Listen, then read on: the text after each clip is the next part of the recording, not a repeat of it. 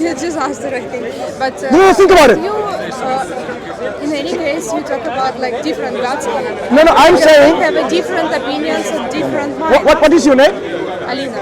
Alina, I am Mansur. Now, Alina, what I was showing as an example, if we had more than one God who is in control, self-sufficient, independent, all-powerful, there will be a conflict of will. Like I had a conflict of will with you in the car. And this conflict of will ruin the universe. The whole universe will be destroyed because they were not going to listen to each other.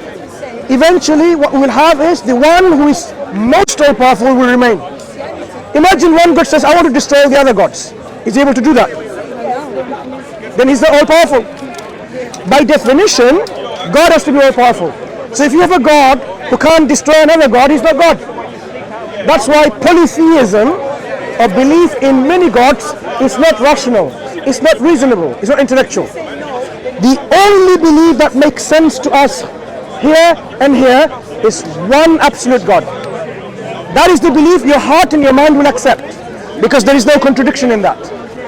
Any belief which says, oh, there's many gods, we can disregard that to be false, because that is not the reality. The reality is how many gods are in control, who can see it. If there are many gods in control, the universe will collapse and be ruined. But look at how precisely the sun is orbiting, the earth is orbiting, whole universe is following a particular law, the natural law that is within this universe. How the water defies gravity because of this capillary section and goes up the root of the tree to the all laws regulated, put forth by a designer, one controller. The universe demonstrates there is one God. Yes, but in any case, you cannot tell like people who believe in Christianity or who believe in Islam or something else like that. But do you agree?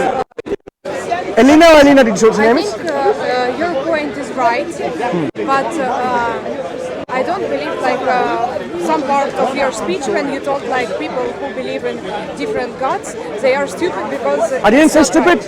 No. I said the belief, like imagine, okay, ask, is it Elena or Alina? Alina. If I say this camera is God, this camera created this universe, you have all the right to ask me. I mean, why? But you're in the... No. You're not going to say like, oh, I'm crazy and stupid. You can ask me. If you know that I'm quite sensible, you can say, why do you believe that? If I am not able to give you any valid reasons, you would say, how can you believe in a man-made camera and say this is the camera that made the universe? You would say it's not believable. It's not reasonable to believe. So that belief, so would my belief be true though, that this camera made the universe? It cannot be true. It cannot be true, but for you, not for me. For you, it's true. Not for me. This is not about subjective belief. I can believe in anything. In reality, this camera did not make this universe. Yeah. So one can believe that this camera made this universe, but it doesn't make proof that Jesus created. We will go by one, but at least objectively, in reality, we can demonstrate that this camera did not make this universe. There might be people who believe in that. There might be people who believe in many gods, but in reality, that is not objectively verifiable. In fact, we can demonstrate otherwise. We are not saying these people are fools.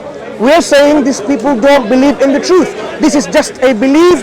They believe by blindly or without critical thinking. So when it comes to believing God having sons or daughters, again, some kind of emotional attachment. Not reasonable belief from the mind and the heart, but it's all about attachment to what your forefathers believed, what your church tells you, and so on. So if I come to you and tell you, you know what, God has a mother and a sister, you'll be wondering, what does it even mean? God has a mother and a sister. But if people believe it, they say, I believe in it because a book says so. But religion, it doesn't something like that you can prove like real proof. Yes. You cannot prove like We can. That is what the secularism, atheism, the people who follow that, they want to put forward this narrative that you cannot prove the existence of God. You cannot prove the validity of a religion. That narrative comes from the secular atheistic worldview. What we do in Speakerscorner, if you watch our videos, you will see we precisely dismantle this claim with the atheist. I have discussed with so many atheists, so many other people have, dismantling this claim that no, we can establish that there is a creator who is one, an absolute, who is in control, who created all of this. It's establishable. So when we believe in such a thing, but like I have my own religion, I don't need to go to church or something like this. When I feel bad, I can like sit alone in a silent room and just talk to him how I can. But Alina, when we say we have our own religion, it is, I think, useful to sometimes think, am I in the right religion? Because I may be following the wrong religion. Like many people who worships a camera and say this is God, or worships a tree. Do you know many Hindus? They are recently worshipping, what is it? It's a bicycle stand or something, I don't know. They worship trees and snakes and they represent them as idols of God, representation. So we know many people worship the creation. We need to ask, did they ask them? They need to ask, are they in the right religion? So you can say, look, I have a religion, my father, my mother believed in it, but was that the right religion though? We have to ask, because now we come to an age where we are together interacting with different religious faiths and belief systems. Because we are exchanging information from our respective faith and ideologies, we need to be aware of it and say, actually, am I believing in the right thing? Because you'll be surprised. I'm a Muslim. In the Quran, the God who revealed this Quran reprimands, takes people to task, those who say, I'm going to stick to my forefathers' belief. For instance, what if they were wrong? So don't just believe in what your parents believed and parents tell you. What if they were wrong? Are you going to stick on believing in it? So Quran reprimands. Quran wants us to use our brains, our critical thinking. Can you ask you one question? Like, you're a Muslim, okay? So why Allah like brings a war to Ukraine? Why it happens? Why wars happens? Wars happens. Okay. So Allah has created mankind and given them the laws to live by. These laws are beneficial for human societies to live as a society, as a community. Because individually, do you need any law? If you're all by yourself in a jungle, there's nothing else. You don't need any law. Law for who? Who are you interacting with? But when there's someone else, you need to know how you behave, how you talk. Do you steal from them? Or do you say a word which is true? Or do you deceive them? Laws are necessary when we are in a community. Of course, when you're alone, you do need laws. But if you think about it, in a community, it's more necessary to have laws so that we can live in prosperity, we can live in tranquility, we can live in happiness, and no problem suffering. No one's going to come and kill me, steal from me, insult me, mock me, take my job or whatever, destroy my house, bulldoze my house, take my land. We need laws. So when God gives these laws, He does that out of His mercy, so that I don't have to go and try and see which one's better. God gives us this for granted and says, live accordingly. Do not cheat. Do not lie. Do not bring false witness. Do not commit adultery. Do not kill unjustly, and so on. All of this are values which everyone can aspire to and say, oh, this is a good thing. But what happens is, some people don't want to believe in the laws of God because they have their ego and their desires and other things are influenced by. For example, they see a nice car and say, okay, now I'm going to steal it because I don't have one. Then they take the right away of someone else. Now imagine you have a country and they see another country. They come in, occupy the country and take its resources and enslave the people because of greed. This happened. Did it happen? America went to Iraq. Is it because they had mass destruction weapon? There were no weapons. There was no evidence for it. But they went there, looted the country, destroyed their culture and the civilization, and look at what they have done. This is all about greed, political greed, because Iraq had oil and gas. Would they do that to England? They wouldn't do that to England. Yeah? So wars happen because people are greedy and they want to usurp and they want to take the rights of others and so on. So sometimes war can be because of this. But God gives us rules and regulations how to conduct if this happens. Now, if you're going to fight, fight for justice. Don't go and fight for greed. So I'm going to fight and then take their land. No. In Islam, we have a concept of jihad, which is opening up another land so that people can see the justice of Islam. not to oppress the people, but to remove oppression, to establish justice.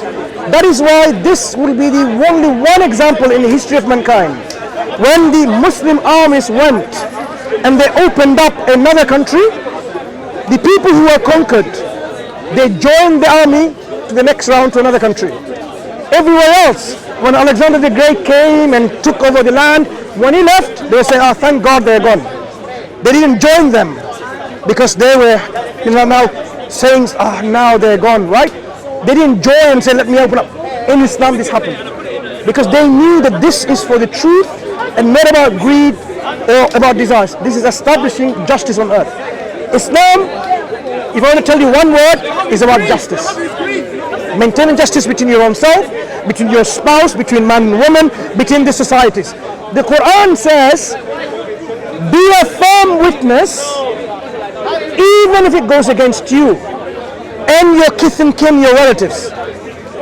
No favoritism. The Prophet Muhammad. Hard to understand because if someone wants to kill your relative or something else, you need to find. No, stand firm in justice. When you're going to be a witness, speak the truth. Then just imagine, your brother killed someone. The judge asks you for witness. You're going to say, you're going to lie? No, it depends on the reason why he killed No. He killed it because he didn't like the other guy. So I will tell the truth. Right. Islam says otherwise. Establish justice. In fact, you'll be surprised how the degree of this message is put forward. Prophet Muhammad, sallallahu alaihi wasallam, who is our prophet of God, he said, even my daughter Fatima, if she were to steal, what would you do? Cut her hands off. Even if the daughter of the prophet did that, she's not going to be spared. Of course, she would not do that, but Prophet is teaching us a lesson. Even if it was her, but how close can anyone be than the daughter of the prophet? He says no. No favoritism. Nothing where you actually demonstrate that you are going to commit injustice to society. So justice demands that everyone has the share of justice without being violated their rights and so on. So in an Islamic society, we have the rights of a non-Muslim citizen and their rights are protected by the state. In other countries, go to Palestine, occupied Palestine. Do they have any rights? Their land's been taken away, their lives been taken away. International community doesn't give a damn. Do you know why? Why did the international community become so silent when Israel commits all these atrocities, for example? If Palestinians commit atrocities, we will be the first one to say, wrong, you cannot commit atrocities to another human being, even if it be against the Israelis. But when Israelis commit all this aggression and atrocities, the whole world is silent. So this is something that we need to really open up to and say, why is this happening? Why have they made this rule called anti-Semitism law? You can't talk anything against it, you'll be put behind bar, you will be punished. Look at how they've done it, they even made it illegal. But Arabs are Semite people too. When an Arab is insulted, does anyone take them to court and say, no, you have to be a Jew? So that's how society has somehow been in the hands of certain people. The rich of this world is on the hands of certain people. Islam says no. You cannot let people die in starvation and hunger. They have a right in your wealth. Your neighbor has a right over you.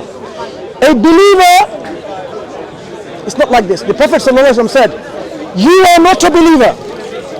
You are not a believer. You are not a believer if you go fully fed and your neighbor starves in hunger. You're not even a believer. This is how much right. In fact, the companions of the Prophet were asking, how much do they want? They were even thinking like... But if your neighbor, like a very bad person who killed someone, why you will feed him? No. Like this, you know? We're not talking about the exceptionally bad people. We're talking about a neighbor of a Muslim who's not a Muslim, could be a Jew, Christian, atheist, whoever. The companions of the Prophet were even